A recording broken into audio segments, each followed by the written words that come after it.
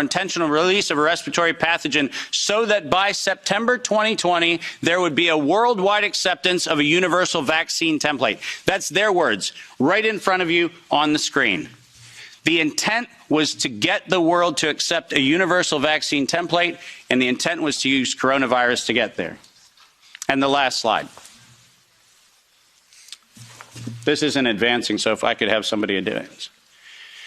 Let's read this, because we have to read this into the record everywhere I go. Until an infectious disease crisis is very real, present, and at the emergency threshold, it is often largely ignored. To sustain the funding base beyond the crisis, he said, we need to increase the public understanding for the need for medical countermeasures such as a pan-influenza or pan-coronavirus vaccine. A key driver is the media, and the economics will follow the hype. We need to use that hype to our advantage to get to the real issues. Investors will respond if they see profit at the end of the process. Sounds like public health?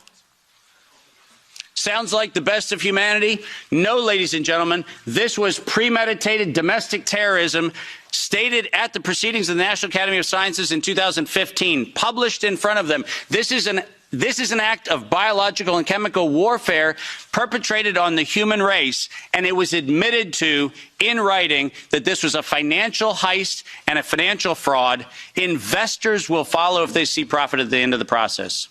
Let me conclude by making 5 very brief recommendations. The last slide. Nature was hijacked. This whole story started in 1965 when we decided to hijack a natural model and decide to start manipulating it.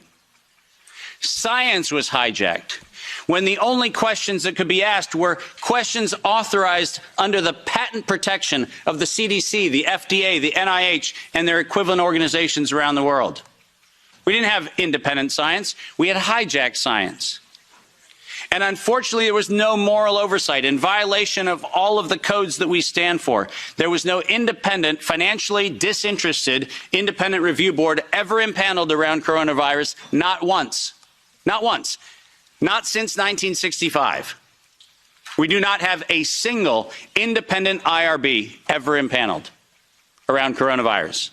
So morality was suspended for medical countermeasures.